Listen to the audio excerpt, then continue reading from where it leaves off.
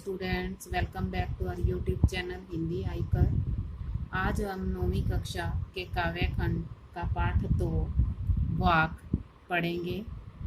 वाक पढ़ने से पहले हम कवित्री ललगत जी के जीवन परिचय के बारे में पढ़ेंगे।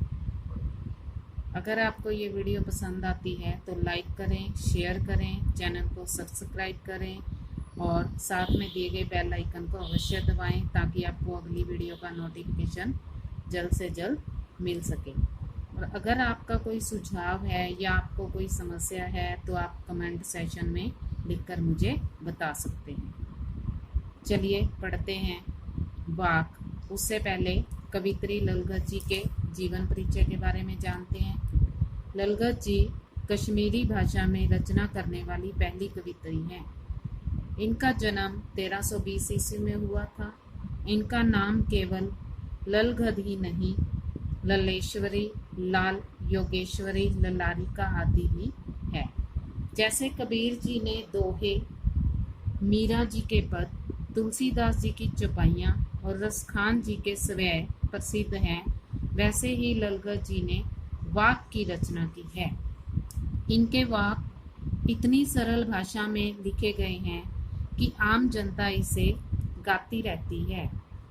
इनके वाक भक्ति भाव से परिपूर्ण हैं। इन्होंने लोगों को समझाने की कोशिश की है कि बाह्य आडंबरों का धर्म और ईश्वर से कोई संबंध नहीं है। चलिए करते हैं पहला वाक। रस्सी कच्चे धागे की खींच रही मैं नाव। अब यहाँ कवित्री मनुष्य के सारे प्रयासों के बारे में बता रही है कि मनुष्य ईश्वर को पाने के लिए तरह तरह के प्रयत्न करता है और उसके द्वारा किए गए प्रयत्नों से उसे सफलता नहीं मिलती।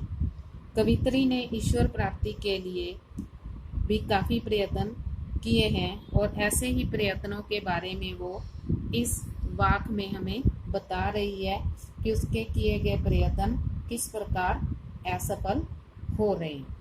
अब कवित्री दुखी मन से बता रही है कि रस्सी कच्चे धागे की। अब यहाँ रस्सी कच्चे धागे की। कच्चा धागा कमजोर होता है और नाशवान होता है। यहाँ कवित्री ने कच्चा धागा हमारी सांसों के लिए प्रयुक्त किया है। कच्चे धागे का प्रयोग सांसों के लिए प्रयुक्त किया है। खींच रही मैं नाव, नाव यानी कि नौका। यहाँ वो क्या बताना चाह रही है? जीवन रूपी नौका। नाव जीवन रूपी नौका। अब कवित्री यहाँ क्या कहती है कि वो भगवान को पाने की आशा, उसके मन में ईश्वर को पाने की जो इच्छा है उसके लिए वो क्या कर रही है? जीवन रूपी नाव को अपनी सांसों रूपी कच्चे धागे से खींच रही है। खींच रही है से अभिप्राय आगे बढ़ा रही है। अपने जीवन रूपी नौका को सांसों रूपी कच्चे धागे से वो खींच रही है और आगे बढ़ा रही है। कहने का मतलब उन्होंने अपने जीवन में प्रभु की सच्ची भक्ति नहीं की और सारा जीवन यूं ही बिता दिया। अब कवित्री प्रभु से प्रार्थना कर रही है, जाने कब सुन मेरी पुकार, करें देव भवसागर पार। पुकार प्रार्थना, देव ईश्वर, भवसागर संसार रूपी सागर, संसार रूपी सागर। अब यहाँ कवित्री भगवान से प्रार्थना कर रही है कि भव सागर अर्थात जीवन रूपी सागर से कब पार उतारेंगे। अब भगवान से प्रार्थना कर रही है कि न जाने कब प्रभु मेरी प्रार्थना सुनेंगे और मुझे इस जीवन रूपी सागर से पार उतारेंगे। अर्थात उसने ईश्वर की भक्ति तो की नहीं, अब उसका जीवन खत्म होने को है, तो ईश्वर से यही प्रार्थना कर रही है कि उसको इस संसार रूपी सागर से पार लगे। पानी टपके कच्चे स्कोरे। कच्चा स्कोरा यहाँ पर कच्चा बर्तन, कच्चा बर्तन।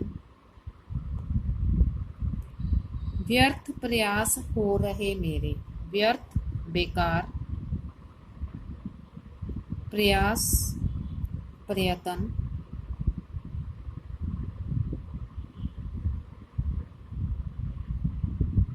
अब यहाँ कवित्री उदाहरण देते हुए बता रही है कि मिट्टी से बने इस कच्चे बर्तन, यानी कि शरीर, अपने शरीर को वो कच्चा बर्तन बता रही है। इस मिट्टी से बने शरीर रूपी कच्चे बर्तन से पानी टपक रहा है।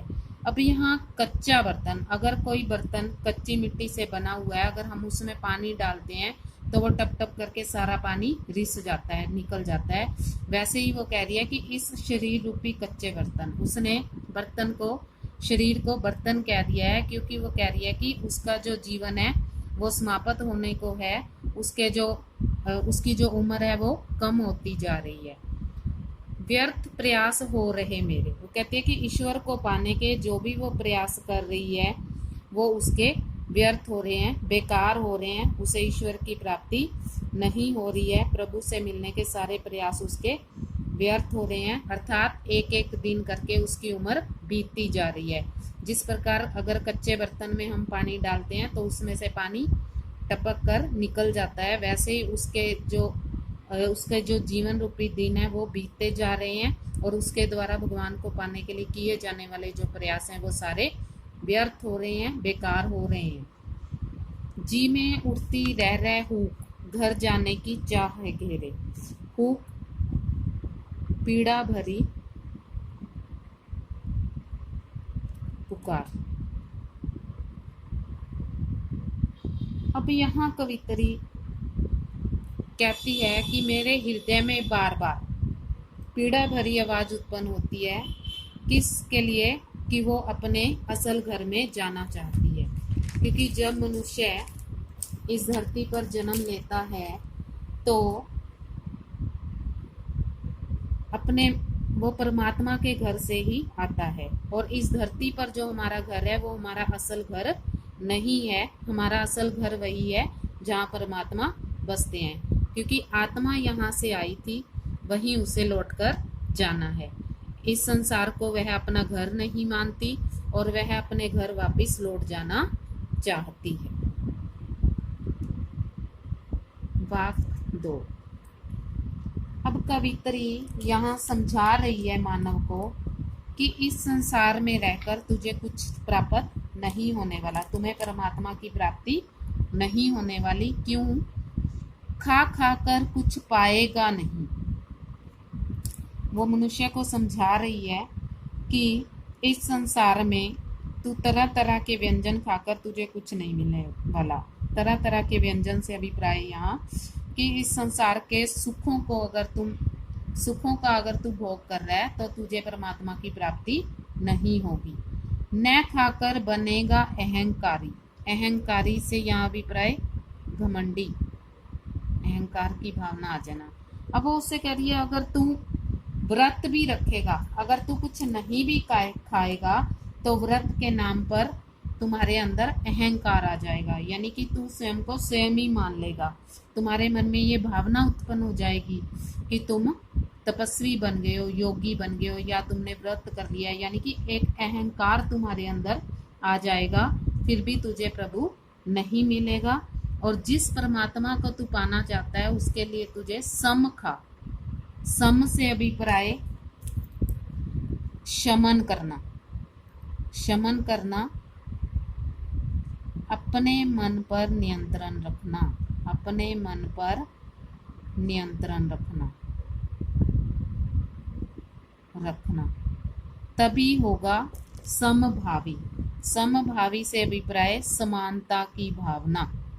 अब कवित्री यहाँ मनुष्य को समझा रही है कि अगर तू तरह तरह के व्यंजन खाएगा तो भी तुझे परमात्मा नहीं मिलेगा, अगर व्रत रखेगा तो तेरे अंदर अहंकार आ जाएगा, और अगर परमात्मा को प्राप्त करना चाहता है वास्तव में तो तुझे सम खाना होगा, अर्थात शमन करना होगा, अर्थात अपने मन पर नियंत्रण करना होगा।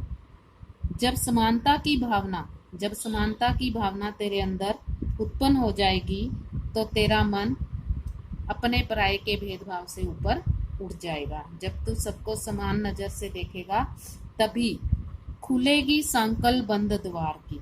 संकल बंद द्वार की यहाँ से तभी तेरे परमात्मा के घर जाने का जो दरवाजा है उसकी संकल कुंडी खुल जाएगी। यानी कि अगर तुम्हारा मन मुक्त हो जाएगा अपने पराये के भेद से, समानता की भावना तुम्हारे मन में आ जाएगी तो तुम्हारे लिए परमात्मा के घर का जो दरवाजा है वो खुल जाएगा। वो तुम्हारे लिए परमात्मा को प्राप्त करना आसान हो जाएगा। इसके माध्यम से कवित्री ये समझाना चाहती है। अगर आपको ये वीडियो पसंद आती है तो लाइक करें, शेयर करें और सब्सक्राइब करें और साथ में दिए बेल आइकन को भी दबाएं ताकि आपको अगली वीडियो का नोटिफिकेशन जल्द से जल्द मिल जाए। आगे का हम 2 वाक हम अगले भाग में करेंगे।